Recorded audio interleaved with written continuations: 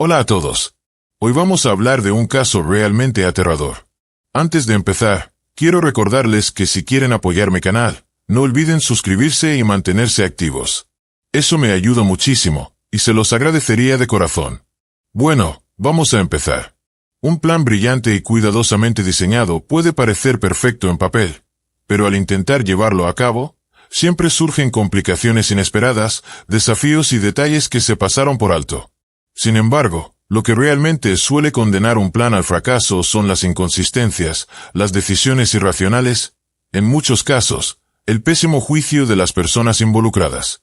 La historia de Saravan, una inmigrante de Irak, es un ejemplo impactante de cómo el deseo incontrolable de venganza puede convertirse en algo aterrador, al final, completamente sin sentido.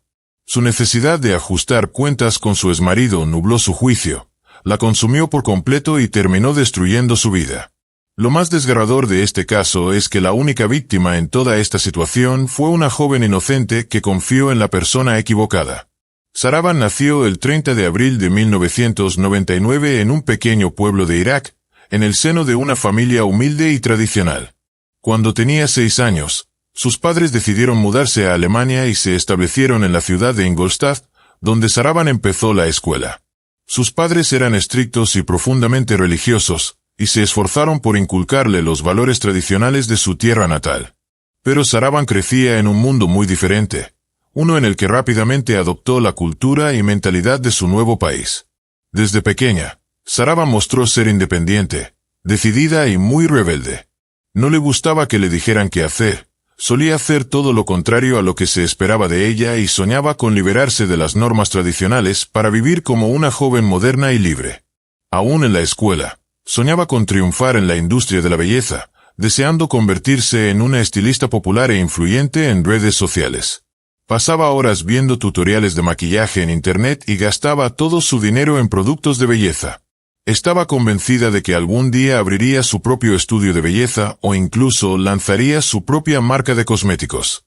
Sin embargo, en su búsqueda de sus metas, Saravan a menudo recurría a explosiones emocionales, tácticas manipuladoras y a hacerse la víctima para conseguir lo que quería. De una forma u otra, siempre lograba salirse con la suya.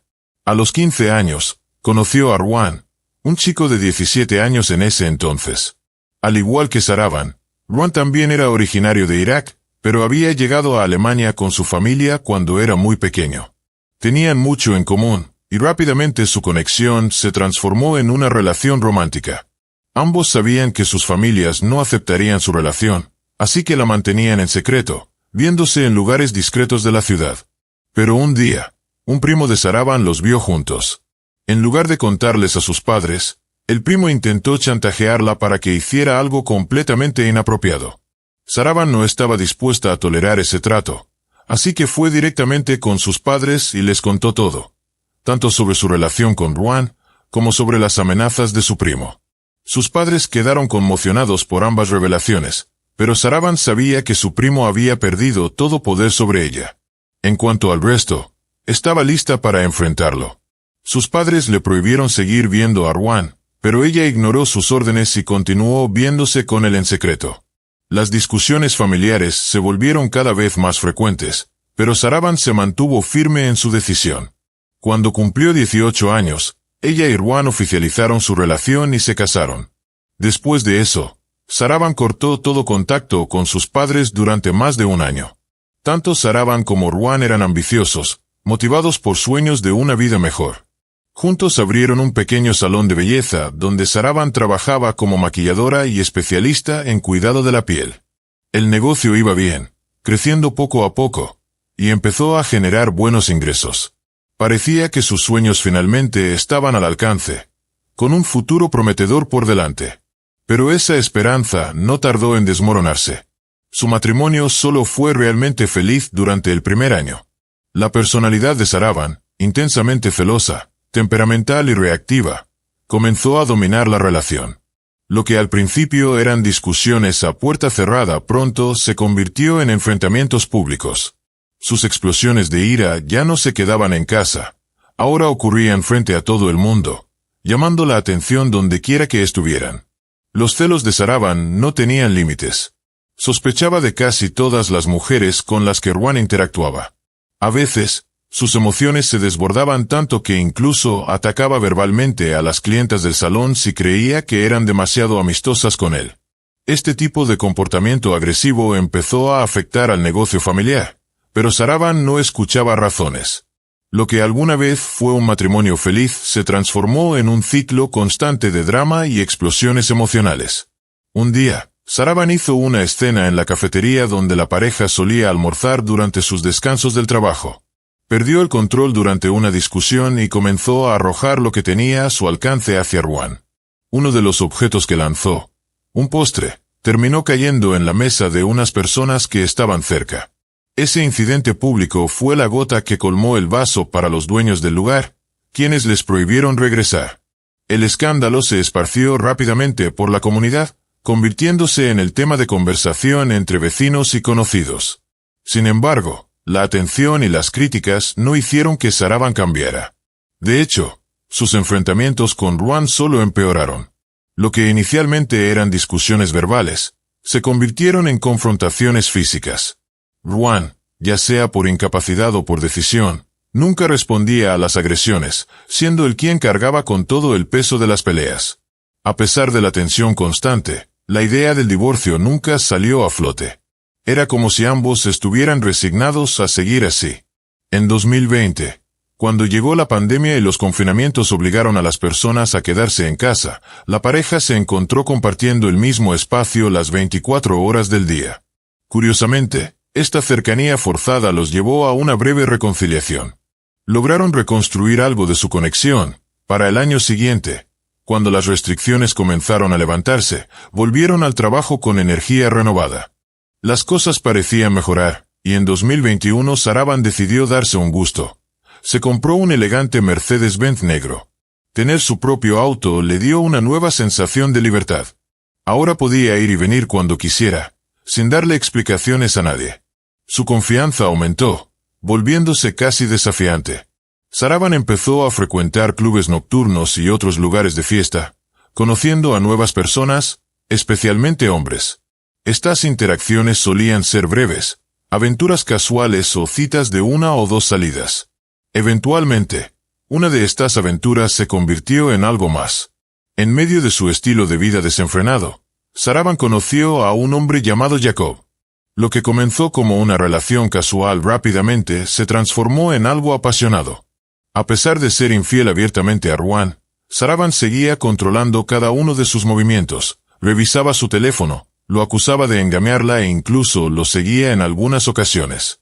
Su vínculo con Jacob se hizo más fuerte, y por un tiempo Saravan consideró seriamente dejar a su esposo por él. Luego, de forma inesperada, Saravan descubrió que estaba embarazada. No tenía dudas sobre quién era el padre y no perdió tiempo en contarle a Ruan, no solo sobre el embarazo, sino también sobre Saravan. No solo le contó a Ruan sobre el embarazo, sino que también le dijo que lo dejaría por su nueva pareja. Ruan quedó devastado. Sabía que su matrimonio estaba roto más allá de cualquier reparación, pero lo que más le dolió fue la humillación pública. Sin embargo, las cosas no salieron como Saravan había imaginado.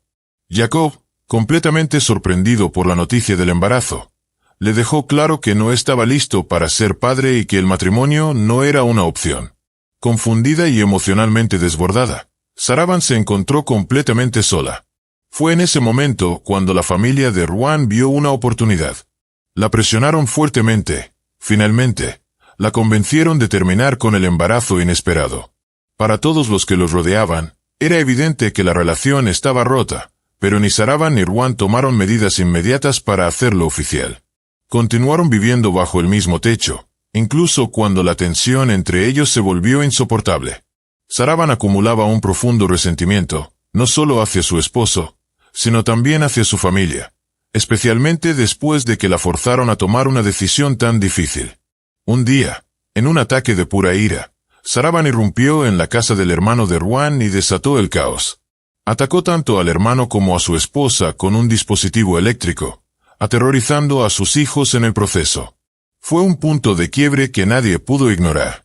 Después de varios enfrentamientos más que terminaron en violencia, Ruan decidió tomar medidas legales. Solicitó el divorcio y obtuvo una orden judicial que prohibía a Saravan acercarse a él o a su familia. Sin embargo, aún quedaba el asunto del negocio que habían construido juntos. El salón, registrado legalmente a nombre de Ruan, quedó fuera del alcance de Saravan. Con el matrimonio terminado, también perdió todo acceso al negocio. Ahora, la decisión sobre el futuro del salón estaba en manos del tribunal. La mayoría de los amigos y familiares de Ruan se pusieron de su lado, dejando a Saravan completamente aislada y llena de amargura. Saravan se mudó a un pequeño apartamento alquilado. Se apartó de la vida social y comenzó a idear un plan peligroso para vengarse. En su mente, la única forma de golpear a Ruan donde más le doliera era fingir su propia muerte y culparlo a él por el supuesto crimen. Si todo salía como lo planeaba, Ruan iría a prisión y ella desaparecería para empezar una nueva vida, libre de todo. Para que su plan funcionara, necesitaba a alguien, una joven cuya apariencia se pareciera lo suficiente a la suya. Era una idea escalofriante, y aunque parecía absurda, Saravan la abordó con una determinación alarmante. Comenzó a buscar en las redes sociales, revisando perfil tras perfil, recopilando información, analizando fotos y haciendo una lista de posibles candidatas. Finalmente, encontró a alguien que encajaba perfectamente, una camarera de 23 años llamada Khadija. Saravan descubrió a través de las redes sociales que Khadija había crecido en hogares de acogida, lo que significaba que probablemente no tenía familiares cercanos que levantaran sospechas de inmediato. Al igual que Saravan, Khadija era inmigrante, originaria de Pakistán. Se había mudado a Alemania de niña con su padre, pero años después él fue encarcelado, y Khadija terminó en un hogar grupal. A pesar de las dificultades de crecer sola en un país extranjero, Khadija era optimista y sociable. Tenía grandes sueños de entrar en la industria del entretenimiento, ya fuera trabajando en televisión o actuando en películas.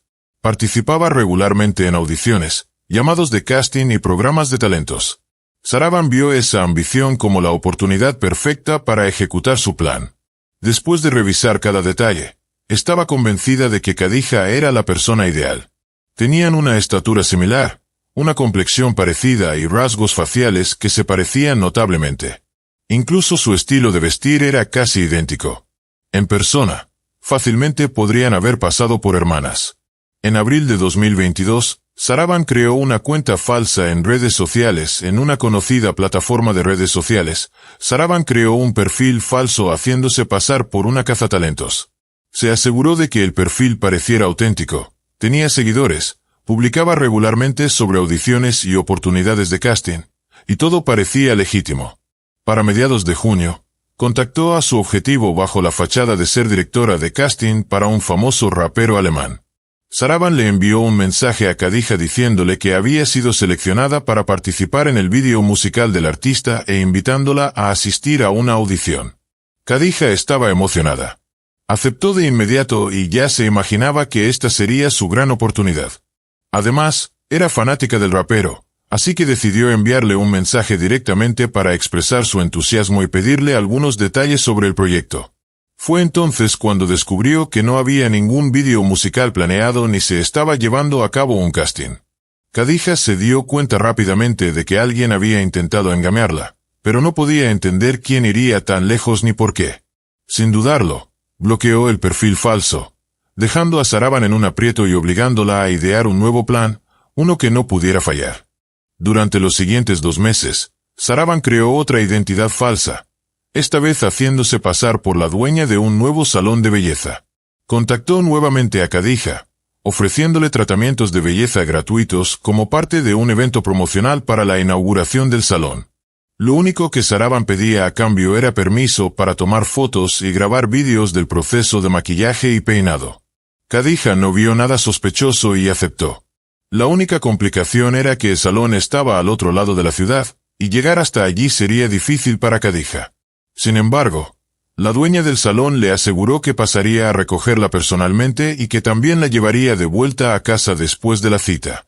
Saravan no dejó ningún detalle al azar. Comenzó a observar a Khadija más de cerca e incluso se hizo el mismo corte de cabello. Ajustó ligeramente el color de su pelo para que coincidiera perfectamente. Para el día de la cita, ambas tenían peinados prácticamente idénticos.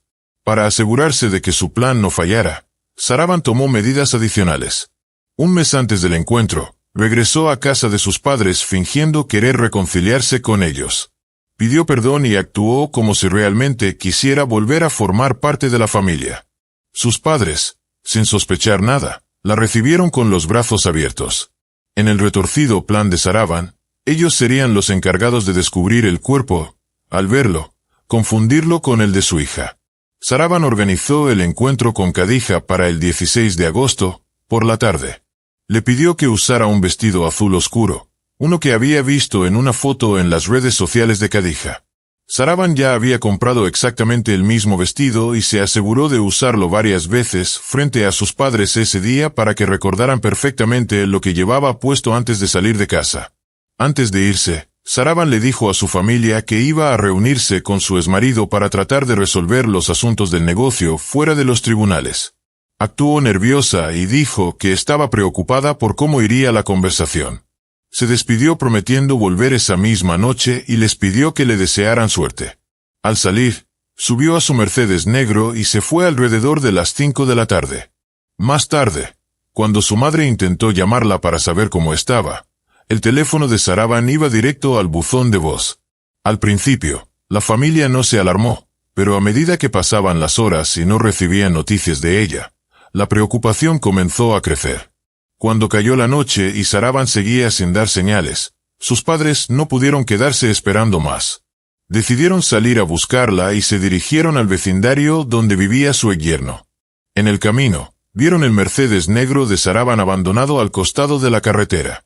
Era inconfundible. No había duda, jamás dejaría su coche así. Algo estaba claramente mal. El vehículo tenía vidrios polarizados, lo que dificultaba ver el interior en la oscuridad, pero a través del parabrisas alcanzaron a distinguir una figura inmóvil en el asiento trasero. Intentaron abrir las puertas, pero estaban bloqueadas. Desesperados, llamaron a la policía y pidieron asistencia médica de emergencia. Cuando los oficiales llegaron, lograron abrir el coche, y lo que encontraron dentro fue escalofriante. El cuerpo sin vida de una joven yacía en el asiento trasero, rodeado de un charco de sangre. Más tarde, el examen forense reveló más de 50 heridas de arma blanca, muchas dirigidas específicamente al rostro, cuello y pecho. La brutalidad del ataque no dejaba dudas. Quien lo hizo no tenía intención de que la víctima sobreviviera. Aunque el rostro de la víctima había sido desfigurado de manera irreconocible, los padres de Saravan identificaron el cuerpo como el de su hija. Llevaba puesto el mismo vestido azul oscuro con el que había salido de casa. Su bolso con su identificación estaba cerca, y aún tenía su pulsera en la muñeca. La noticia del terrible crimen se extendió por toda la ciudad casi de inmediato, especialmente porque el coche había sido encontrado en el vecindario donde Saravan había vivido con su exmarido. Naturalmente, las sospechas recayeron sobre él. Los padres de Saravan le dijeron a las autoridades que ella había salido para reunirse con su exesposo para discutir asuntos del negocio y que nunca había regresado. Ahora, su coche había aparecido con un cadáver en el interior.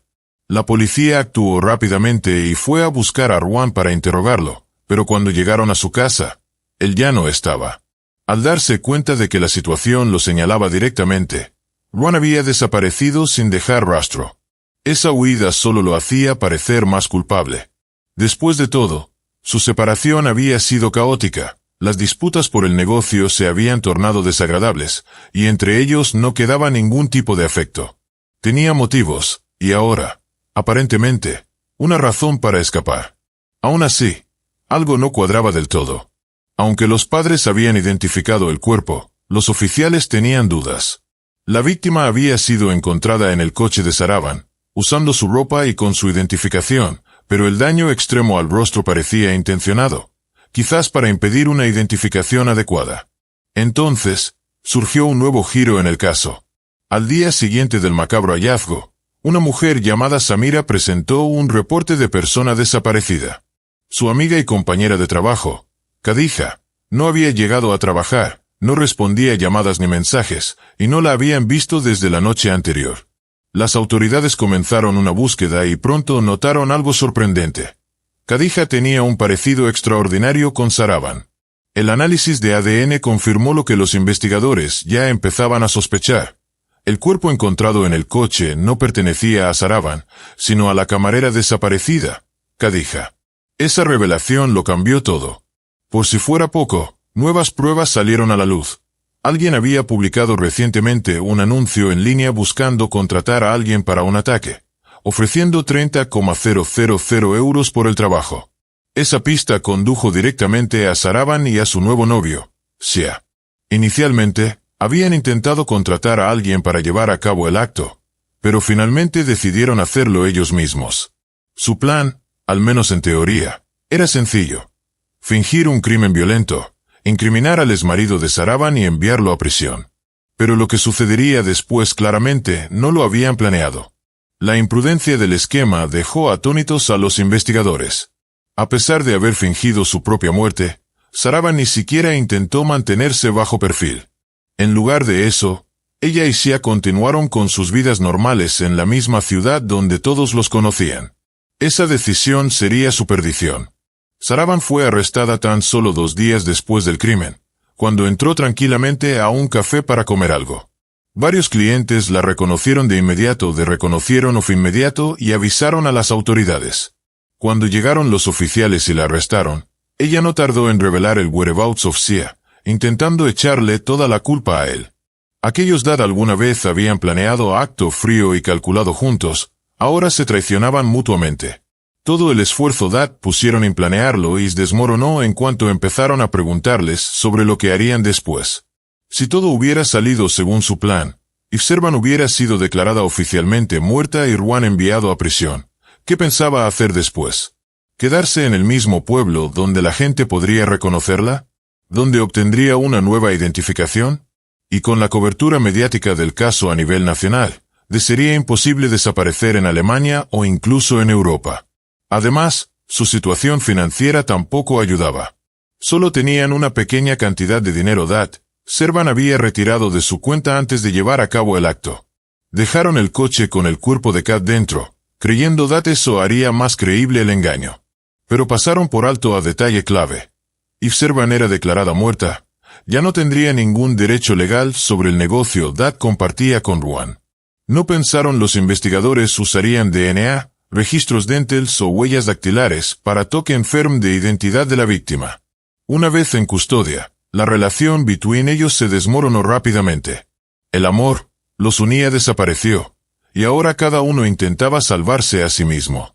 Se aseguró Dad fue Servan, quien ideó todo, planificó cada detalle y lo llevó a cabo, mientras Daniel solo la ayudó a desaparecer después. Pero Servan contó otra versión muy diferente.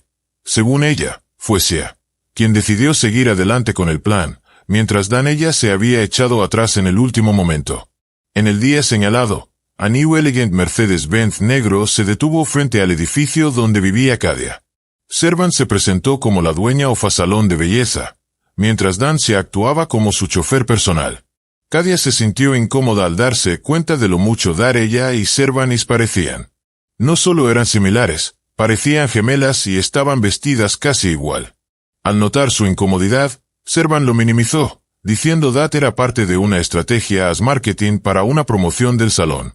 Una vez los tres estuvieron en el coche, Servan fingió Dad tenían prisa y sugirió tomar atajo. Se condujo fuera de la carretera principal hacia una zona desierta y sin desarrollar. Allí, suddenly, dijo Dad tenían una llanta pinchada y que necesitaban bajarse del coche para arreglarla. En el momento en Ascadia salió del auto, se la atacó con un cuchillo. Le apuñaló repetidamente en el pecho, la cara y el cuello, hasta que su rostro quedó irreconocible. Después del ataque, se colocó el cuerpo en el asiento trasero, se cambió a ropa limpia que había traído y volvió al asiento del conductor. Las ventanas polarizadas del coche hacían casi imposible ver lo que había dentro, así no estaban preocupados por ser descubiertos. Condujeron hasta área cerca de la casa de Ruan, dejaron el coche estacionado casualmente en la carretera y se alejaron caminando, sin preocuparse por ser vistos o reconocidos. Luego se registraron en un hotel en otra parte de la ciudad y continuaron con su rutina como si nada hubiera pasado, frecuentando lugares públicos y actuando con normalidad. El juicio Dad vino después conmocionó al país. Cuando el crimen salió a la luz, Ruan se escondió. Permaneció fuera del radar durante más de año mientras la investigación avanzaba. Eventualmente, explicó Dat, incluso después de las autoridades lo liberaron de toda sospecha, temía Dat Servan, a pesar de estar tras las rejas, buscaban de alguna manera vengarse de él. Al parecer, Ruan tenía buenas razones para estar asustado. Mientras estaban bajo custodia, tanto Servan como Sia supuestamente intentaron organizar más ataques. Usaron contactos dentro de la prisión para intentar contratar a otras personas y silenciar a posibles testigos. Por suerte, ninguno de estos intentos tuvo éxito. Durante el juicio, los dos se traicionaron mutuamente. Cada uno acusó al otro de ser el cerebro detrás del plan, y ninguno mostró arrepentimiento por lo sucedido. Un testigo, un hombre llamado Alan, declaró que inicialmente había respondido a un anuncio en línea que ofrecía dinero a cambio de llevar a cabo un ataque. Alan recibió un anticipo de 5,000 euros, pero simplemente tomó el dinero y desapareció. Después de esta estafa, Servan y Sia decidieron cometer el crimen ellos mismos. Temiendo que la policía pudiera rastrear a Alan y vincularlo con ellos, él optó por presentarse voluntariamente ante las autoridades y confesarlo todo. Lo que desconcertó a los investigadores durante todo el caso fue la absoluta falta de lógica en el plan. Era evidente que el principal motivo de Servan era vengarse de su exesposo, pero nadie podía entender qué pensaba hacer después. Tras fingir su muerte y cometer un crimen violento, no hizo ningún esfuerzo por ocultarse. Se quedó en la misma ciudad, continuó con su vida habitual y no tenía un plan a largo plazo para sobrevivir o escapar. Ni siquiera pensó en cómo se mantendría económicamente en el futuro. Los abogados defensores de Servan se apoyaron en estas fallas del plan, argumentando que sus intenciones eran confusas, su motivación débil y que nunca habría llevado a cabo el crimen sin la influencia de Sia. Según ellos, fue él quien tomó el control, motivado por la promesa de obtener ganancias económicas. Sin embargo, el tribunal no les creyó. En diciembre de 2024, tanto Servan como su novio fueron declarados culpables de un crimen brutal y premeditado, cometido en coordinación entre ambos. Fueron condenados a cadena perpetua sin posibilidad de libertad condicional. Hola a todos, hoy vamos a hablar de un caso realmente aterrador. Si quieren apoyar mi canal, no olviden suscribirse y mantenerse activos. De verdad, eso me ayuda muchísimo y se los agradecería un montón. Ahora sí, vamos al tema. Los científicos están de acuerdo en que el comportamiento agresivo en los adolescentes no es algo con lo que nacen ni heredan directamente. En realidad, se forma por el entorno donde crecen, la forma en que los crían y las relaciones que tienen con los adultos. Claro, esto no aplica a condiciones de salud mental ya diagnosticadas. Pero algo muy importante que siempre debemos tener en cuenta es que todas las personas, sin importar su edad, necesitan amor, apoyo, cuidados y comprensión. El maltrato emocional o físico puede llevar a alguien por caminos muy oscuros, incluso a hacer cosas realmente aterradoras. El caso de la familia Ayobel es especialmente complicado y para nada común. A simple vista, parecían una familia normal, sin nada extraño. Sus vecinos y compañeros de trabajo no tenían quejas sobre ellos. Pero, de alguna manera, los problemas siempre estaban cerca. Pasaban cosas extrañas, a veces bastante inquietantes, alrededor de esta familia. Cuando la madre apareció sin vida en su casa, en circunstancias frías y muy sospechosas, la atención se centró de inmediato en sus hijos. A medida que los detectives investigaban más, empezaron a descubrir secretos familiares bastante perturbadores, que mostraban una realidad muy distinta a la imagen tranquila que todos creían ver. Durante varias generaciones, los Ayobel vivieron en un pequeño pueblo del condado de Marin, en la parte suroeste de California. No eran ricos, pero sí eran dueños de una casa grande de 2 pisos en la comunidad no incorporada de Inés, justo a orillas del lago Cedro. Esa propiedad estaba en la familia desde mediados de los años 50, y habían vivido allí 3 generaciones. Vale la pena mencionar que solo había unas 15 casas alrededor del lago, y la gente del lugar se conocía muy bien. Era una comunidad muy unida, casi no había crímenes y rara vez se veían extraños por la zona. Todo estaba rodeado de naturaleza, lo que le daba un aire de paraíso escondido. En 1965, después de muchos años intentando tener hijos sin éxito, el matrimonio Ayobel decidió adoptar a una niña. Sus padres biológicos habían renunciado a sus derechos, así que con solo 3 meses, la pequeña llegó a su nuevo hogar y recibió el nombre de Denise. Desde entonces, se convirtió en el centro de sus vidas. Creció rodeada de cariño, con una buena educación y libertad para perseguir su gran pasión, los deportes extremos. A los 20 años, mientras aún estudiaba en la universidad, Denise se casó por primera vez con un compañero llamado Richard. Ambos compartían el amor por el paracaidismo. De hecho, el día de su boda hicieron un salto en grupo, y en plena caída libre se intercambiaron los anillos. Pero a pesar de toda esa emoción, la vida aventurera no fue suficiente para mantener la relación. Como muchas parejas jóvenes, no estaban listos para las responsabilidades y los desafíos del matrimonio. Se divorciaron 2 años después y eventualmente perdieron todo contacto. En 1998, cuando Denise tenía 33 años, se casó por segunda vez, esta vez con Benjamin, un hombre casi 10 años mayor que ella. Querían formar una familia, pero Denise fue diagnosticada con problemas de salud que hacían imposible un embarazo. En lugar de rendirse, buscaron otra forma de convertirse en padres siguiendo una ruta bastante tradicional, inspirada por la actriz Angelina Jolie en 2006. Denise, que en ese momento tenía 41 años, y Benjamin, de 51, decidieron adoptar. Su primer hijo adoptivo fue un niño llamado Carlos, originario de Guatemala, que acababa de cumplir 4 años. El proceso fue complicado y costoso, tanto en tiempo como en dinero. 1 año después, adoptaron a su segundo hijo, Ángel, de Honduras. Esta segunda adopción también fue un proceso difícil, que les exigió mucho a nivel emocional y financiero. Aunque ahora eran padres de 2 niños, el matrimonio de Denise y Benjamin seguía teniendo problemas. En 2012, decidieron separarse. Tras el divorcio, los niños se quedaron viviendo con Denise, mientras que Benjamin se mudó a otro estado. Con el tiempo, dejó de mantener contacto con ellos y no volvió a mostrar interés en su crianza. Cuando los padres adoptivos de Denise fallecieron, ella heredó la casa junto al lago Cedro. Entonces, se mudó allí con sus hijos. Trabajaba como profesora de secundaria en el condado de Marin.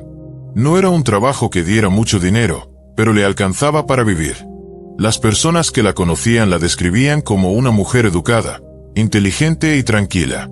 Sus compañeros la respetaban, y los vecinos nunca dijeron nada malo de ella. Criar sola a 2 hijos adoptivos no fue nada fácil.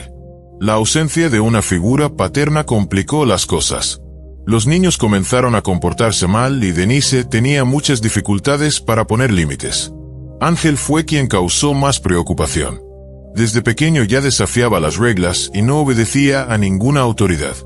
A veces tenía reacciones violentas e impulsivas que no eran propias de un simple berrinche.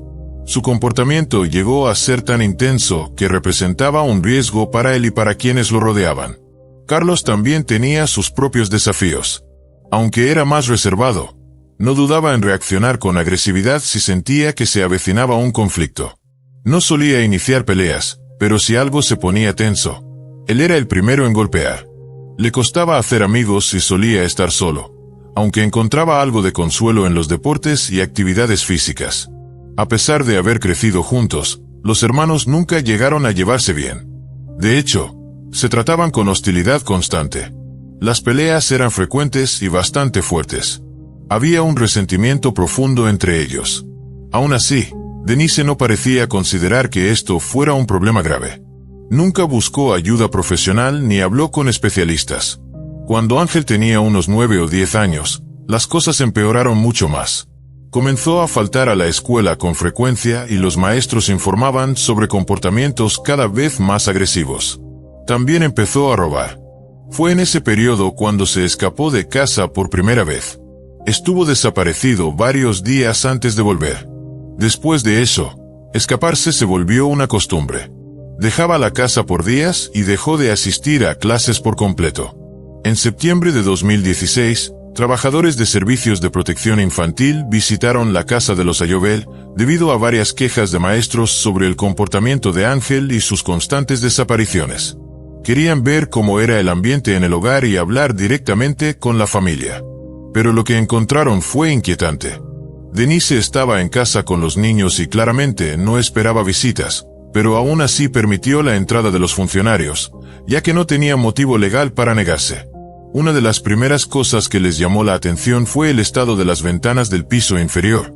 Estaban parcialmente cubiertas desde dentro con cartones, lo que impedía ver hacia el interior. Desde afuera. Denise vivía con sus 2 hijos, pero desde el principio algo no se sentía bien.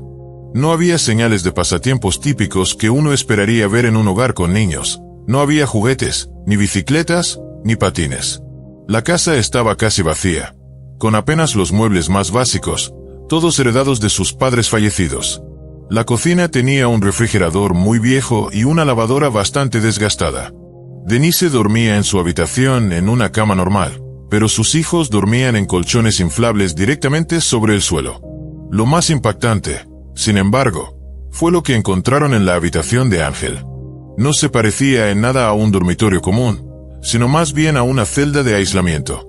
La puerta de madera era muy pesada y tenía no solo una cerradura sencilla por dentro, sino también un gran cerrojo metálico por fuera. Incluso tenía una pequeña ventanilla con seguro, al parecer usada para pasar comida y agua sin tener que abrir la puerta. El cuarto estaba casi en penumbras, con las ventanas completamente cubiertas con cartón, bloqueando toda la luz natural. En una esquina, Ángel estaba sentado en silencio sobre un colchón gastado. En la esquina opuesta, había un balde de plástico con un olor muy fuerte, lleno en parte de desechos humanos. El olor era tan fuerte como la escena misma. Sin embargo, Ángel no parecía asustado. Lo que mostraba era enojo. Los 3, Denise y los 2 niños, fueron llevados de inmediato a la estación de policía. Un psicólogo infantil habló con los chicos, mientras Denise era interrogada sobre lo que estaba ocurriendo en casa. Ella explicó que encerraba a Ángel en ese cuarto por seguridad. Decía que así evitaba que peleara con su hermano y que se escapara otra vez. Pero esa explicación no convenció a los agentes, especialmente después de escuchar lo que Ángel tenía que decir. Ángel contó que Carlos lo golpeaba con frecuencia, lo humillaba y hasta lo había amenazado de muerte. Según él, su madre nunca lo defendía ni intervenía. Se sentía inseguro en casa, y por eso había intentado escaparse varias veces. Después de cada fuga, Denise empezó a encerrarlo en el cuarto, a veces por días. Dijo que no tenía acceso a un baño de verdad y que solo le daban un balde de plástico para hacer sus necesidades. Le pasaban la comida y el agua por la ventanilla, y la puerta siempre permanecía cerrada con llave. Tras este testimonio, Denise fue arrestada. Las autoridades decidieron poner a los 2 niños bajo cuidado temporal mientras buscaban nuevas familias adoptivas. Un juez tendría que decidir qué pasaría después. Pero entonces ocurrió algo inesperado. Carlos comenzó a defender a su madre adoptiva. Según él, su hermano menor representaba un verdadero peligro, no solo para él mismo, sino también para quienes lo rodeaban. Decía que nadie podía controlar el comportamiento de Ángel y que su madre solo intentaba protegerlos a todos. Carlos incluso contó que, en una ocasión, Ángel llevó un cuchillo a la escuela y estuvo a punto de herir a un compañero. Afortunadamente, nadie salió lastimado. Más tarde, el personal de la escuela confirmó esa historia, aunque admitieron que la habían ocultado porque el padre del niño afectado también trabajaba allí. Carlos defendió a Denise con fuerza. Decía que quería volver a vivir con ella, como antes. En cada audiencia se mantuvo firme, pidiéndole al juez que no le quitaran la custodia. Otros testigos, como vecinos y familiares, no pudieron aportar muchos detalles, pero todos coincidieron en que los Ayobel parecían una familia decente, y que Denise siempre había sido una madre cariñosa y responsable. Con el tiempo, el caso empezó a tomar un rumbo distinto. Todo parecía estar a favor de Denise. No había pruebas reales de que hubiera hecho algo malo. Más bien, daba la impresión de que estaba sobrepasada por la difícil conducta de su hijo menor. Finalmente, Ángel fue enviado a un centro psiquiátrico, luego trasladado a un hogar grupal para jóvenes en situación de alto riesgo, y más tarde asignado a una nueva familia adoptiva. Denise fue completamente absuelta de todas las acusaciones y volvió a ser reconocida legalmente como la tutora de Carlos, tal como él deseaba. Carlos regresó a la casa del lago y pareció retomar una vida tranquila y normal. Pero todo cambió la tarde del 13 de julio de 2019. Cerca de las 6 de la tarde, un adolescente llamó desesperado a los servicios de emergencia del condado de Marin. Era Carlos, que tenía 17 años, y estaba completamente alterado. Rogaba que los paramédicos y la policía llegaran lo antes posible. Los esperó al final del camino de entrada y los guió hasta la habitación de su madre. Lo que encontraron fue aterrador. Denise estaba acostada de lado sobre la cama, y tenía un hacha incrustada en la parte trasera de la cabeza. La sangre había empapado la almohada, dejando una gran mancha roja.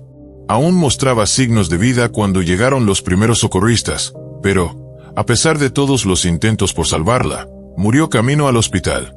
Carlos fue el único testigo del hecho y su versión de los hechos dejó muchas dudas. Dijo que esa mañana él y su madre habían asistido al funeral de un familiar en un pueblo cercano.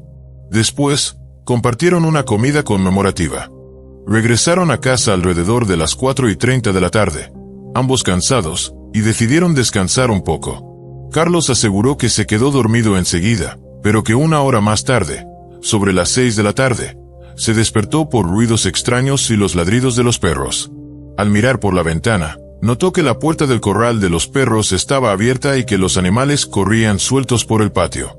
Preocupado, fue a ver cómo estaba su madre, y fue entonces cuando la encontró gravemente herida. Llamó a emergencias de inmediato, con la esperanza de que aún pudieran ayudarla. Cuando los investigadores le preguntaron si sospechaba de alguien, Carlos no dudó, mencionó a Ángel. Según él, su hermano menor era el único que guardaba tanto enojo y resentimiento hacia Denise como para querer hacerle daño. También confesó que temía por su propia seguridad, que creía que Ángel también podía atacarlo, aunque por alguna razón no lo había hecho todavía. Dijo que ya no se sentía seguro y tenía miedo de lo que pudiera pasar. Tras estas declaraciones, las autoridades se movieron rápidamente para encontrar a Ángel, quien ahora era el principal sospechoso. Pero localizarlo no fue nada fácil.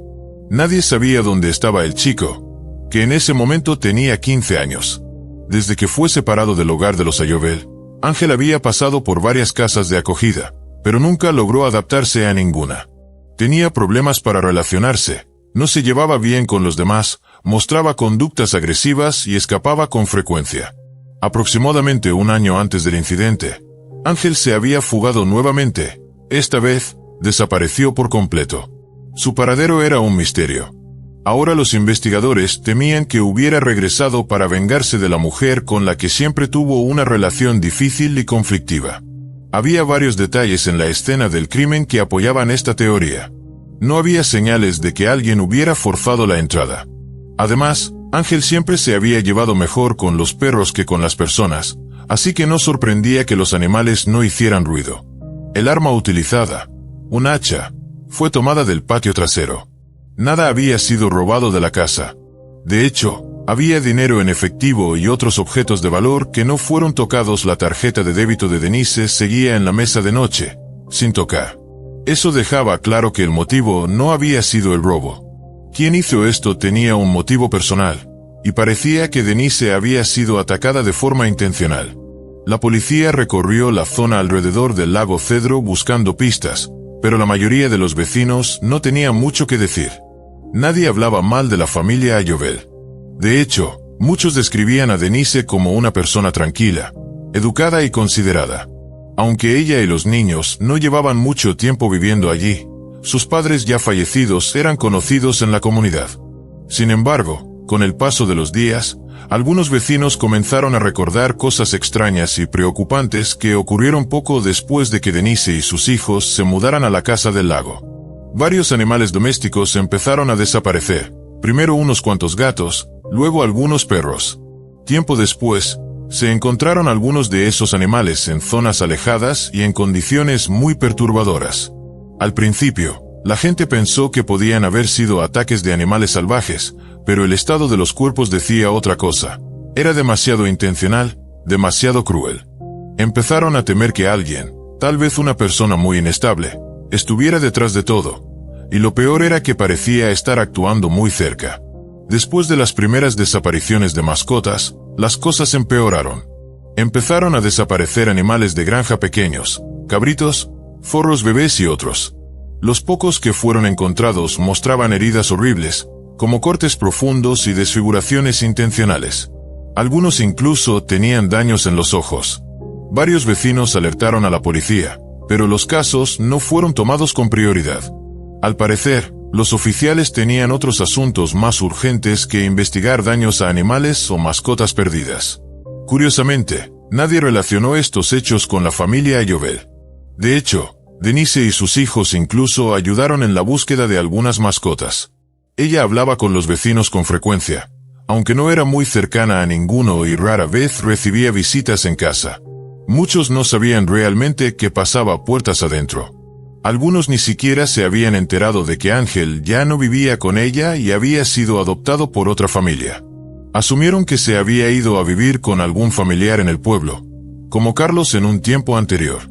Ese detalle, que Carlos también había vivido un tiempo fuera de casa, llamó la atención de los investigadores.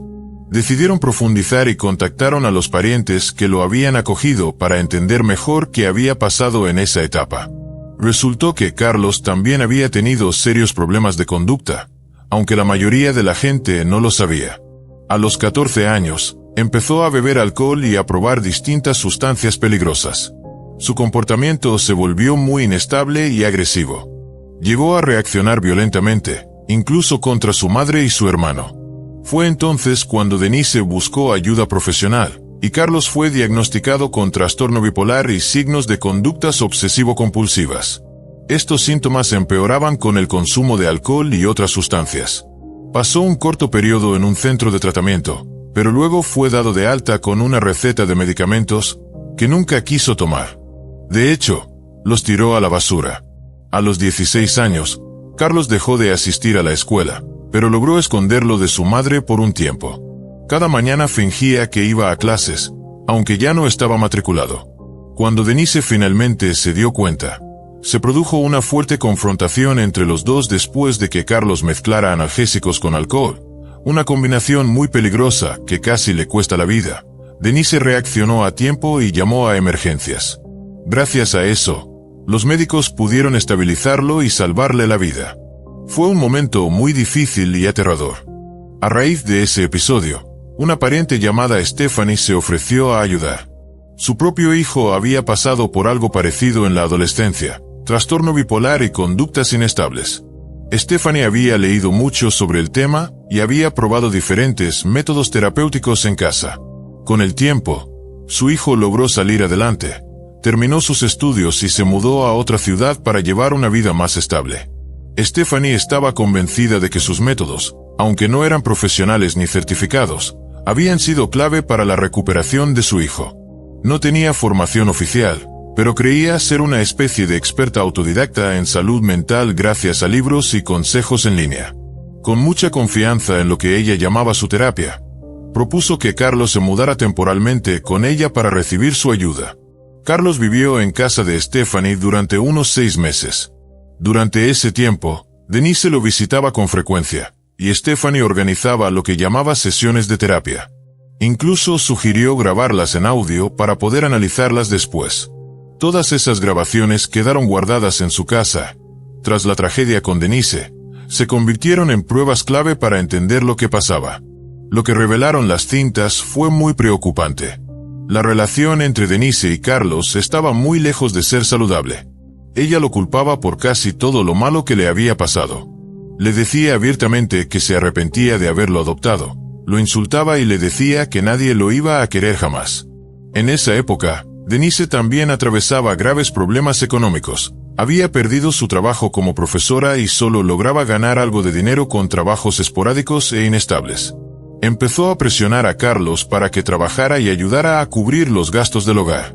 En un momento, dejó de comprarle ropa diciendo que no podía permitírselo, y más adelante incluso se negó a darle comida, diciéndole que si quería comer, tendría que pagarla él mismo. La situación empeoró aún más. Denise comenzó a maltratarlo verbalmente, usando comentarios crueles sobre su adopción. Le decía que ella y su esposo lo habían recogido de la calle y que, sin ellos, ya habría muerto de hambre o enfermedad en algún barrio pobre. También hacía comentarios racistas y le recordaba cuánto había costado adoptarlo, exigiéndole que devolviera ese dinero. A pesar de todo eso, un mes antes de la tragedia, Carlos expresó su deseo de volver a vivir con su madre adoptiva. Fue una idea que surgió durante una charla con Stephanie, quien incluso le pidió que hiciera una lista con las razones por las que quería regresar. En los primeros lugares de esa lista estaba su esperanza de reconstruir la relación con Denise. Por su parte, Denise parecía apoyar el sueño de Carlos de ir a la universidad. A pesar de todo, creía que los estudios eran fundamentales para su futuro y prometió ayudar con los gastos de matrícula si podía. Siguiendo el consejo de Stephanie, Denise instaló cámaras de seguridad en varias habitaciones de la casa, sobre todo en aquellas donde más interactuaban ella y Carlos.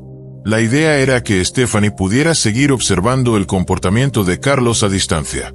Aunque sonaba un poco extraño, Denise aceptó. En el fondo, no confiaba del todo en él y tenía miedo de lo que pudiera pasar si llegaba a perder el control en un momento de ira. Lo curioso es que las cámaras de seguridad instaladas en la casa, junto con el teléfono de Denise, desaparecieron misteriosamente. El sistema de vigilancia se había desactivado justo el día antes del incidente. Carlos aseguró que él no tuvo nada que ver con eso. Según él, fue Denise quien lo desactivó por su cuenta. En cuanto al teléfono, dijo que no lo había visto y que no tenía idea de dónde podía estar. Una semana antes de la tragedia, Denise y Carlos tuvieron una fuerte discusión que terminó en un enfrentamiento físico. Un vecino presenció el altercado y decidió intervenir. Les advirtió que, si algo así volvía a pasar, llamaría a la policía sin dudarlo. Después de la muerte de Denise, Carlos fue considerado de inmediato una persona de interés en la investigación. Sin embargo, en ese momento no había pruebas suficientes como para acusarlo formalmente. Lo interrogaron, pero finalmente lo dejaron en libertad. El principal sospechoso seguía siendo su hermano desaparecido, Ángel. Al día siguiente del crimen, un joven vecino, amigo de Carlos, pasó por la casa para darle el pésame. Tenían una amistad casual, eran más o menos de la misma edad. Pero Carlos no se mostró triste o afectado. En vez de eso, le dijo al chico que solo necesitaba aguantar 3 semanas más, hasta cumplir 18 años. Después de eso, pensaba vender esta casa maldita, esta casa de los horrores, y marcharse del lugar para siempre. Su amigo quedó impactado tanto por sus palabras como por lo tranquilo que estaba al decirlas. Se lo contó a sus padres, y ellos contactaron a la policía.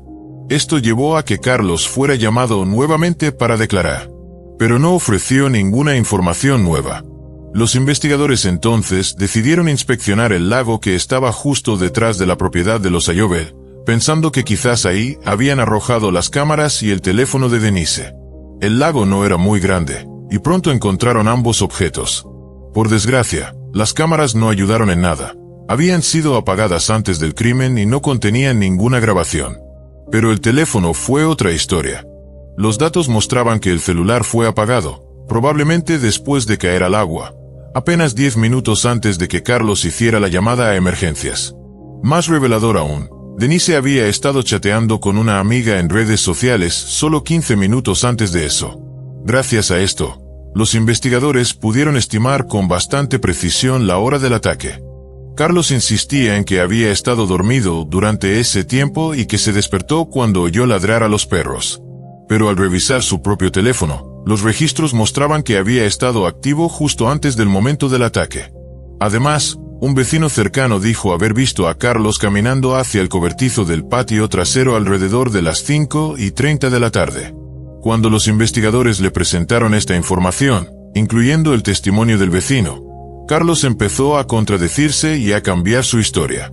Finalmente, admitió que se había salido al patio a esa hora. Dijo que había estado partiendo leña detrás de la casa para desahogarse tras una discusión con su madre. En un momento, entró para servirse un vaso de agua y se quedó en la cocina unos 5 minutos. Fue entonces cuando escuchó a los perros ladrando. Salió a revisar, pero no vio a nadie. Pensó que quizás había sido su madre quien había soltado a los perros, así que fue a su habitación para hablar con ella. Y fue ahí donde la encontró, acostada en la cama. Con un hacha incrustada en la parte trasera de la cabeza. Carlos seguía insistiendo en que era inocente. Afirmaba que el verdadero culpable era su hermano menor, Ángel, quien seguía desaparecido. Su abogado basó toda la defensa en esa versión, ya que no había pruebas físicas que lo vincularan directamente con el crimen, y como Ángel seguía sin aparecer, Los investigadores no tuvieron más opción que mantenerlo en la lista de sospechosos. Pero todo cambió a inicios de 2020, cuando las autoridades finalmente lograron localizar a Ángel. Estaba viviendo en otro estado, detenido en un centro juvenil tras ser arrestado por meterse a robar en una propiedad. Había usado una identidad falsa, lo que dificultó confirmar quién era en realidad. Sin embargo, los registros mostraban que, en el momento en que ocurrió el crimen contra Denise, Ángel ya estaba bajo custodia. Por lo tanto, no podía haber estado involucrado. Fue trasladado de vuelta a California para testificar ante el tribunal. Durante su declaración, describió a su hermano como una persona con muchos problemas, alguien que lo había maltratado a él y a su madre adoptiva. También aseguró que Carlos era el responsable de los terribles casos de crueldad animal que habían ocurrido en el vecindario. Frente a la creciente evidencia y sin poder culpar a nadie más, Carlos aceptó llegar a un acuerdo con la fiscalía y confesó el crimen.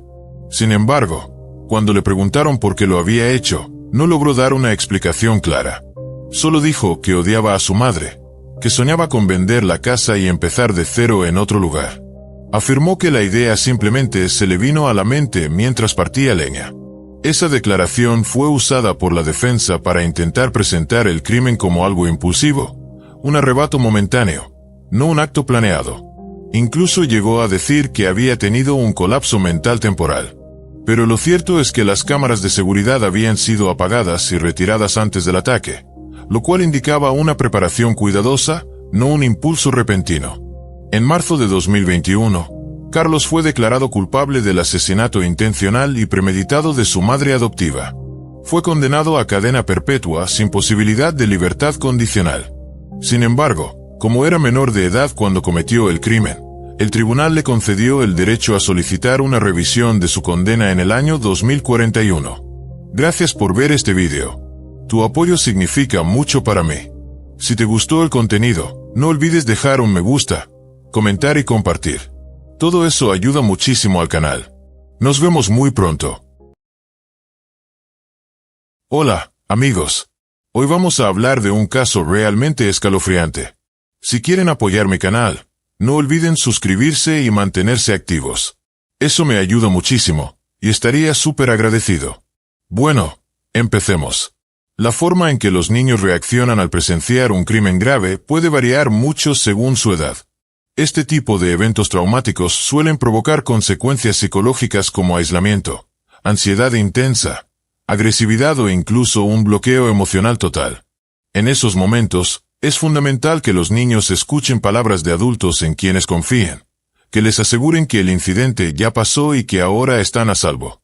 Pero, ¿qué ocurre cuando dos hermanas pequeñas son testigos de un acto de crueldad extrema contra su propia madre? Este es el caso de Tiffany James, una joven madre que criaba a varios hijos. Su historia parece sacada de una película de terror, pero fue real y conmocionó a la tranquila comunidad de Brandon, Florida. Tiffany Joanna James nació el 18 de agosto de 1980 en Tampa, Florida. Era hija única de Rosalind James y Turner Humphrey. Sus padres nunca se casaron oficialmente y se separaron poco después de su nacimiento. Su padre se mudó a otro estado, formó una nueva familia y mostró poco interés en su primera hija. Años más tarde, ya siendo adulta, Tiffany decidió buscarlo. Hablaron y ella le aseguró que no guardaba resentimientos ni malos sentimientos, expresándole su deseo de mantenerse en contacto. Gracias a este reencuentro, Tiffany conoció a sus medios hermanos y a sus familias. Rápidamente formaron lazos cercanos y afectuosos. Por su parte, Rosalind se enfocó en su vida personal y dejó a Tiffany al cuidado de sus propios padres. A pesar de tener a sus padres biológicos, Tiffany fue criada prácticamente por sus abuelos. Su madre la visitaba de vez en cuando, pero no asumió un papel activo en su crianza. En cambio, sus tías Barbara y Vicky, junto con su abuela Bua, se encargaron de cuidarla. Ellas se aseguraron de que Tiffany asistiera al preescolar y a la escuela, la motivaron a alcanzar sus metas y la apoyaron en todo momento. Tiffany era una estudiante brillante con una pasión por la literatura y un talento natural para la creatividad. Soñaba con abrir su propio salón de belleza algún día y convertirse en la mejor de la industria en su ciudad. Era sociable, querida y siempre llamaba la atención por su estilo y confianza. Con su belleza y seguridad, no pasaba desapercibida, y los chicos se sentían atraídos por ella. En la preparatoria, Tiffany comenzó a salir con un chico llamado Derek Andrews. Él era solo un año mayor que ella, y en ese momento ambos creían que su amor sería para siempre. En su último año de escuela, Tiffany quedó embarazada. El 26 de julio de 1998, dio a luz a su primer hijo, un niño al que llamaron Derek Jr. Sus planes de ir a la universidad tuvieron que posponerse, ya que se dedicó por completo a ser madre. Mientras tanto, Derek trabajaba en empleos temporales para mantener a la familia, y la familia James ayudaba a los jóvenes padres tanto como podía. En agosto de 2002, Derek Jr., que ya tenía 4 años, se convirtió en hermano mayor. La pareja dio la bienvenida a su segundo hijo, un niño al que llamaron Darren, en honor al abuelo paterno. Para entonces, Tiffany y Derek vivían juntos en un pequeño apartamento alquilado. Aunque el dinero siempre era escaso, ambos mantenían la esperanza de construir una vida estable juntos. Sin embargo, un par de años después, sus sentimientos románticos se desvanecieron y decidieron separarse de manera amistosa. Los niños se quedaron con Tiffany, mientras que Derek se aseguraba de apoyarlos económicamente y pasar tiempo con ellos siempre que podía. Con el tiempo, Derek comenzó una nueva etapa en su vida. Derek nunca perdió el contacto con sus hijos. Se esforzó por ser el mejor padre posible para Derek Jr. y Darren, asegurándose de estar presente en sus vidas. Mientras tanto, Tiffany, ahora madre soltera con 2 hijos pequeños, empezó a pensar seriamente en su futuro.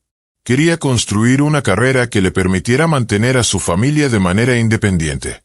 Sin haber continuado con sus estudios después de la preparatoria, Tiffany decidió que era momento de cambiar eso. Se inscribió en un colegio de medicina con el objetivo de convertirse en especialista en cosmética. Su sueño era abrir su propia clínica o negocio donde pudiera transformar su pasión en una carrera exitosa. Durante este tiempo, Tiffany regresó a vivir con sus abuelos, ya que pagar la matrícula de sus estudios y el alquiler al mismo tiempo era un desafío económico. Su familia también la ayudó cuidando a sus hijos mientras ella trabajaba o asistía a clases. Tras terminar sus estudios, Tiffany consiguió un trabajo en una prestigiosa clínica privada, donde trabajó como asistente de un reconocido médico. Con un ingreso estable y progresando en su carrera, parecía que poco a poco todo empezaba a encaminarse. Sin embargo, Tiffany sentía que le faltaba algo. Deseaba tener una pareja que la apoyara, alguien con quien compartir los momentos difíciles y los buenos. A comienzos de 2007, Tiffany conoció por casualidad a Daryl Williams. Él era 14 años mayor que ella y ya tenía 3 hijos adultos de una relación anterior. La diferencia de edad no fue un obstáculo para ellos. Para Tiffany, Daryl parecía ser un hombre maduro y confiable, alguien listo para una relación seria y comprometida. Su romance avanzó rápidamente, y pronto, a sus 27 años, Tiffany descubrió que estaba embarazada nuevamente. La noticia tomó por sorpresa a ambos, pero estaban felices. Daryl no tardó en proponerle matrimonio, y Tiffany aceptó con entusiasmo. Sin embargo, la vida les tenía preparada otra sorpresa. Durante un chequeo de rutina, Tiffany se enteró de que estaba esperando gemelas. En marzo de 2008, Tiffany dio a luz a 2 niñas a quienes llamó Diamond y Denia. Este momento tan especial llenó su vida de alegría y un nuevo propósito. Tiffany se dedicó por completo a su familia, aprovechando cada momento libre para estar con sus hijos. Le encantaba llevarlos a eventos, probar actividades nuevas juntos y crear recuerdos inolvidables. Además, Tiffany tenía una gran pasión por la moda.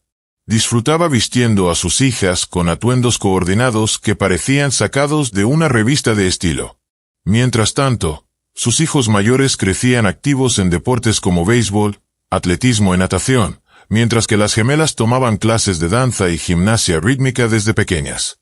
Con el paso del tiempo, los niños crecieron, pero la relación entre Tiffany y Daryl comenzó a deteriorarse. Poco a poco se distanciaron y dejaron de entenderse. Tiffany se dio cuenta de que Daryl no era la persona que había creído al principio. Finalmente, su relación llegó a su fin cuando descubrió que él le había sido infiel. Sin dudarlo, Tiffany empacó sus cosas, tomó a sus hijos y se fue. Tras separarse de Daryl, Tiffany decidió mudarse con su familia al tranquilo pueblo de Brandon, Florida. La comunidad era conocida por su buena infraestructura, bajos índices de criminalidad y viviendas asequibles, el lugar ideal para empezar de nuevo y criar a sus hijos. Decidida a construir un futuro estable, Tiffany completó un programa de estilismo y consiguió trabajo en uno de los mejores salones de la ciudad. Rápidamente se ganó una clientela fiel y se hizo conocida por su talento y creatividad. Tiffany estaba llena de talento y creatividad. Con grandes sueños de abrir su propio salón algún día, comenzó a buscar posibles locales para rentar. Su habilidad, ambición y creciente reputación la convirtieron en una de las estilistas más buscadas de la zona, allanando el camino para una carrera prometedora. Como madre soltera de 4 hijos, Tiffany decidió mudarse a un espacioso departamento en un complejo residencial recién construido, ubicado en uno de los mejores vecindarios de la ciudad. Cerca de su nuevo hogar había una escuela, un estudio de danza y un gran centro deportivo, todo lo necesario para asegurarle a su familia una vida cómoda y plena. Para 2012, sus hijos mayores, Derek Jr. y Darren, ya eran más independientes y a menudo ayudaban a cuidar a sus hermanitas menores, Diamond y Denia. En ese periodo, Tiffany sintió la necesidad de reconectar con su padre y sus medios hermanos. Viajó a Alabama para buscarlos, y desde ese momento, los lazos familiares se restauraron. Mantuvieron el contacto de forma regular, se visitaban en los días festivos, y los niños de ambas familias rápidamente se hicieron cercanos. La vida parecía estar acomodándose. Sus finanzas eran estables, estaba rodeada de seres queridos, y se sentía segura sobre el futuro. Sin embargo, a pesar de todo esto, Tiffany, una mujer joven, ambiciosa y atractiva, seguía soñando con el amor. Deseaba encontrar a un hombre que no solo la amara a ella, sino que también aceptara y quisiera a su familia como propia. Un compañero con quien pudiera construir un hogar feliz. En 2014, Tiffany lanzó su propio negocio, un pequeño salón de belleza que comenzó a crecer con éxito. Ese mismo año, a los 34 años, se reencontró con un hombre llamado Ben, a quien había conocido en su juventud, pero con quien no había tenido contacto en casi 15 años. Su inesperado encuentro ocurrió en un centro comercial, y marcó el inicio de algo especial. Al principio, mantuvieron su relación en privado. Ben también era padre soltero y se había mudado recientemente a Brandon con sus 2 hijos pequeños. Empezaron como amigos, tomando café juntos y teniendo largas conversaciones. Pero cuando Ben finalmente le confesó sus sentimientos, Tiffany sintió que era la mujer más feliz del mundo y le admitió que ella sentía lo mismo. Su relación floreció, y ambas familias apoyaron completamente su unión. Tiffany estaba en las nubes, emocionada por esta nueva etapa de su vida, pero decidió no apresurarse. Mantuvo su romance discreto, compartiendo detalles solo con sus amigos más cercanos y su familia. No publicaba fotos de ellos juntos en redes sociales, pero poco a poco se preparaba para un gran cambio. Habían decidido mudarse juntos y formar un hogar como una sola familia. El 1 de octubre de 2015, Tiffany publicó un mensaje misterioso pero romántico en sus redes sociales.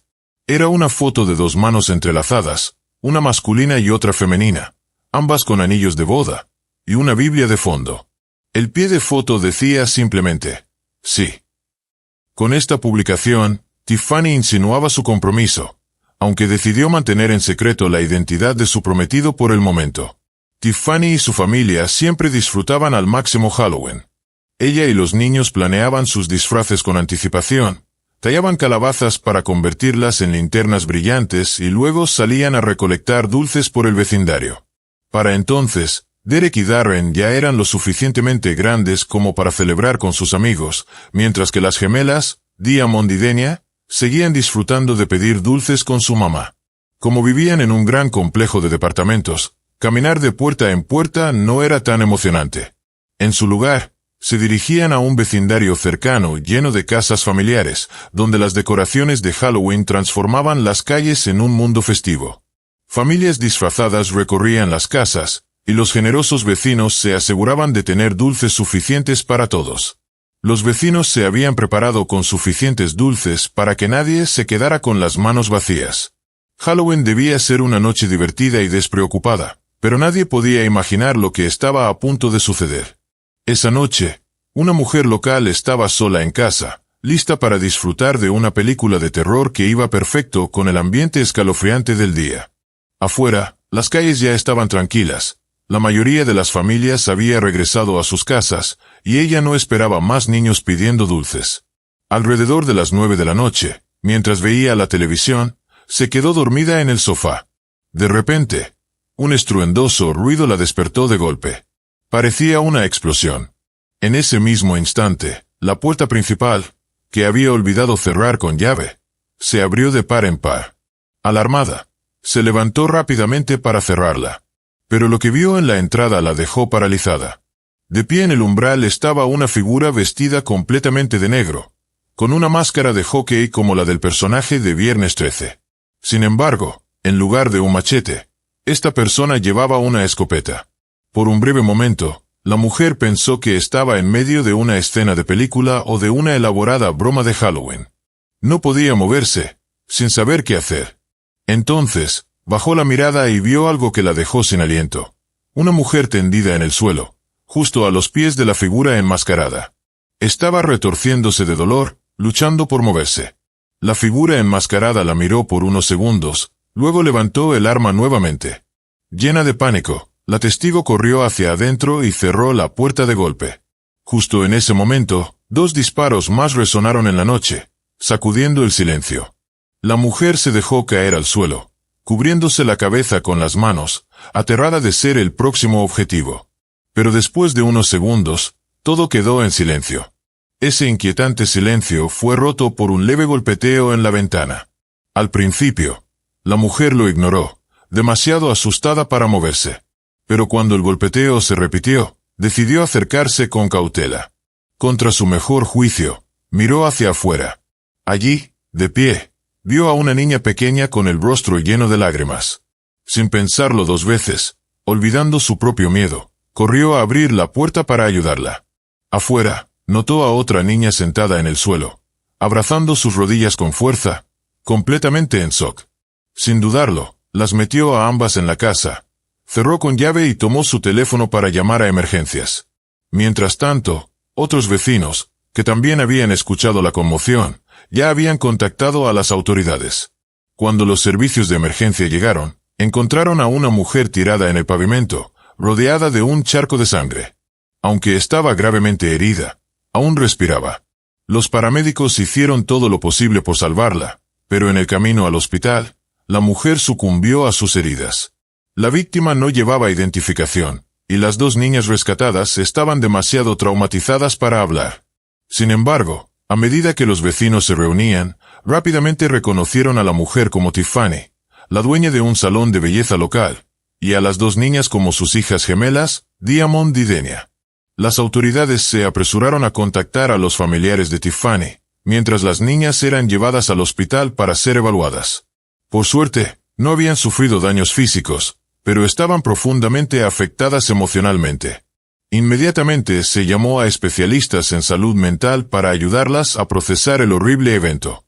Esa noche, muchas personas habían salido a celebrar Halloween, y varios testigos recordaban haber visto lo sucedido. Sin embargo, reconstruir toda la historia fue complicado. Para muchos, lo que habían presenciado parecía irreal, casi como una actuación teatral. Mientras tanto, el atacante enmascarado logró escapar entre la multitud, mezclándose con los cientos de personas disfrazadas que llenaban las calles. Desapareció sin dejar rastro, dejando atrás una escena que parecía sacada de una pesadilla. Algunos vecinos mencionaron haber visto un Chevrolet plateado estacionado cerca de la casa poco antes del ataque. Según los testigos, el auto salió acelerando después del primer estruendoso ruido, pero se detuvo a poca distancia instantes después. No estaba claro si el conductor había huido por miedo o si tenía alguna relación con lo que acababa de suceder.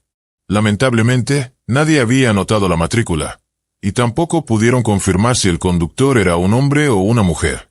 Para complicar más las cosas, no había cámaras de seguridad en la zona que pudieran haber captado el incidente.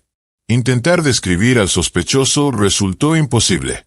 Estaba completamente cubierto con un disfraz de cuerpo entero, una capucha, máscara de hockey y guantes. Debido a esto, Ninguno de los testigos pudo determinar detalles básicos como el género o la raza del atacante. Lo único en lo que coincidieron fue en que la figura era un poco más alta que el promedio y tenía una complexión musculosa. En la escena del crimen, los investigadores encontraron el bolso de Tiffany en el suelo, con la correa rota y su contenido esparcido. Al principio, consideraron la posibilidad de un robo que había salido mal. Sin embargo, esa teoría se descartó rápidamente. El dinero en efectivo seguía dentro del bolso, y Tiffany aún llevaba varias piezas de joyería de oro. Nada había sido robado. Además, resultaba poco probable que alguien cometiera un acto tan violento por un simple robo, especialmente utilizando una escopeta. El nivel de agresión en el ataque apuntaba más a un motivo personal. Pero, ¿quién querría lastimar a Tiffany, una madre querida y respetada en la comunidad? Los investigadores comenzaron interrogando a sus exparejas y a su actual novio. Sin embargo, Tiffany llevaba años separada tanto de Derek Andrews como de Daryl Williams, y si alguna vez hubo conflictos entre ellos, ya habían quedado en el pasado. Su actual pareja, Ben, representaba un mayor misterio. Tiffany había mantenido su relación con él en privado, compartiendo muy pocos detalles con sus amigos y familiares. Dada la discreción que rodeaba su romance, los detectives decidieron que era necesario hablar con él de inmediato. A las 5 de la madrugada del día siguiente, los oficiales llegaron a la casa de Ben para interrogarlo. A pesar de la hora, todas las luces de la casa estaban encendidas. Ben estaba sentado cerca de la puerta principal, sosteniendo una escopeta. Los oficiales le ordenaron que soltara el arma y levantara las manos. Ben obedeció de inmediato, insistiendo en que no tenía nada que ver con lo ocurrido. En lugar de eso, les suplicó que protegieran a sus hijos. Ben explicó que había escuchado sobre el crimen horas antes y estaba aterrorizado de que el atacante pudiera ir tras él o su familia. Dijo que tenía el arma solo para defender a sus hijos. Durante el interrogatorio, Ben reveló que en los meses previos al incidente, Tiffany le había contado sobre un acosador. Ella creía que alguien la seguía, y sospechaba que podría ser su exprometido y padre de sus hijas gemelas, Daryl Williams. Su ruptura no había sido amistosa, y recientemente habían estado enfrentándose en los tribunales por la custodia total de las niñas. Ben también proporcionó una coartada sólida para la noche de Halloween. Explicó que él, Tiffany y los niños habían salido juntos a pedir dulces más temprano esa noche.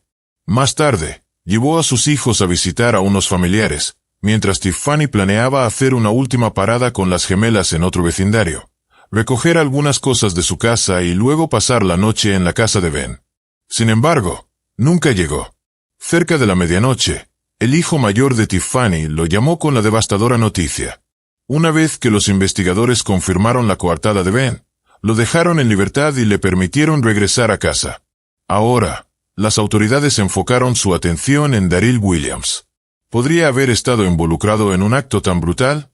Sin embargo, los detectives tenían sus dudas. ¿De verdad sería capaz de hacer algo tan extremo frente a sus propias hijas, dejando en ellas una herida emocional tan profunda? El 1 de noviembre, los oficiales fueron a la última dirección conocida de Daryl, pero descubrieron que ya no vivía allí. En su lugar, los recibió su hija adulta, quien les explicó que su padre se había mudado con su nueva novia al otro lado de la ciudad hacía unos 6 meses. Cuando le informaron sobre la trágica muerte de Tiffany, la joven quedó visiblemente afectada. La noticia la dejó en estado de shock. Ella compartió detalles preocupantes sobre el carácter de su padre. Tenía un temperamento explosivo y era muy controlador. Daryl era conocido por ser autoritario y por enojarse mucho cuando las cosas no salían como quería. Además, tenía una gran fascinación por las armas de fuego y poseía una escopeta. También contó que la ruptura entre su padre y Tiffany había sido todo menos amistosa. Daryl estaba muy resentido por tener que pagar la manutención de las niñas y había luchado con todas sus fuerzas por la custodia total de las gemelas, aunque sabía que tenía pocas posibilidades de conseguirla. Sin embargo, si Tiffany ya no estuviera viva, tendría un caso mucho más sólido para quedarse con las niñas. La hija admitió que, en su opinión, su padre era un hombre despiadado, alguien que ella creía capaz de cometer un crimen así. Tras esta conversación, los investigadores se dirigieron al lugar de trabajo de Daryl, una gran planta química. Su supervisor lo describió como un empleado trabajador, capaz de hacer el trabajo de 2 personas y siempre dispuesto a cubrir turnos extras. Sin embargo, su personalidad agresiva a menudo causaba conflictos con sus compañeros, algunos de los cuales incluso terminaron en peleas físicas. Curiosamente, la noche del 1 de noviembre, Daryl había rechazado un cambio de turno de última hora, algo que nunca antes había hecho, alegando asuntos personales. Este comportamiento inusual levantó aún más sospechas, ya que significaba que no tenía una coartada confirmada para la noche del crimen. Luego, los detectives fueron a la casa de la nueva novia de Daryl, una mujer llamada Rosalind. En la entrada estaba estacionado un sedán plateado Chevrolet que coincidía con la descripción del auto visto cerca de la escena del crimen. Cuando Rosalind abrió la puerta y vio a los oficiales, se puso visiblemente nerviosa. Sin embargo, al enterarse del motivo de su visita, insistió en que Daryl había estado con ella toda la noche y que no había salido de la casa. Sin pruebas físicas para detener a Daryl, los investigadores decidieron hablar con las personas más importantes, las hijas de Tiffany. Las niñas seguían profundamente afectadas. Denia apenas hablaba, sufría pesadillas y no quería dormir sin las luces encendidas. Diamond parecía lidiar mejor con la situación, pero siempre que la conversación tocaba aquella noche terrible, se derrumbaba y dejaba de hablar. Un psicólogo especializado fue llamado para ayudar a las hermanas a procesar su trauma. Poco a poco, comenzaron a abrirse. Las niñas revelaron que, durante las visitas a casa de su padre, habían visto a un hombre misterioso que con frecuencia iba a entregarle carpetas llenas de documentos. Un día, mientras su padre estaba fuera, su curiosidad las llevó a revisar las carpetas. Para su sorpresa, encontraron fotos de su casa, de su madre en distintos lugares de la ciudad e incluso de la casa de Ben. Quedó claro que Daryl había contratado a un investigador privado para seguir a Tiffany. Lo que empeoró aún más las cosas fue que, solo 2 días antes de la muerte de Tiffany, ella había ganado la custodia total de las gemelas en el tribunal. Esto obligaba a Daryl a pagar manutención infantil, algo a lo que él se había opuesto rotundamente. Con esta nueva información, la policía obtuvo una orden de arresto contra Daryl. Debido a su historial conocido con armas de fuego y la posibilidad de que resistiera el arresto, los oficiales decidieron detenerlo en su lugar de trabajo, donde las medidas de seguridad eran estrictas y el riesgo de un enfrentamiento armado era menor. Cuando los oficiales llegaron, Daryl se quedó visiblemente impactado. No opuso resistencia y permitió en silencio que lo esposaran. Su única petición fue hablar con un abogado. Al principio, tanto Daryl como Rosalind negaron cualquier participación en el crimen. Sin embargo, cuando los investigadores revisaron sus registros telefónicos, los datos de GPS revelaron que ambos estuvieron cerca de la escena del crimen esa noche. La primera en romper el silencio fue Rosalind. A cambio de una sentencia reducida, accedió a testificar contra Daryl. Según ella, no sabía exactamente lo que él planeaba hacer. Simplemente lo había llevado al lugar y lo esperó en el coche. Cuando escuchó el primer ruido fuerte, Rosalind entró en pánico y pisó el acelerador. Pero, después de unos segundos, redujo la velocidad lo suficiente para que Daryl pudiera subirse al auto antes de que escaparan juntos. Rosalind aseguró que la única razón por la que luego le dio una coartada fue porque temía por su propia vida. Daryl Williams fue acusado de homicidio en primer grado, un delito que podía llevar a la pena de muerte. Desesperado por evitar la sentencia más dura, hizo todo lo posible por echarle la culpa a alguien más. Cuando se enteró de que Rosalind había testificado en su contra, intentó vengarse acusándola de tener una aventura con su hijo adulto y alegando que ambos habían conspirado para incriminarlo. En otras palabras, Daryl estaba dispuesto a acusar a su propio hijo de un crimen grave solo para salvarse. Afortunadamente, los investigadores desmintieron rápidamente su historia. Una revisión exhaustiva de las pruebas confirmó que su hijo no tuvo absolutamente nada que ver con los eventos de esa noche. Sin más opciones, Daryl finalmente aceptó un acuerdo con la fiscalía para evitar la pena de muerte. En abril de 2017, a los 49 años, fue declarado culpable y sentenciado a 50 años de prisión. No sería elegible para libertad condicional hasta cumplir al menos 25 años tras las rejas. Gracias por leer esta historia. Su apoyo significa mucho para mí.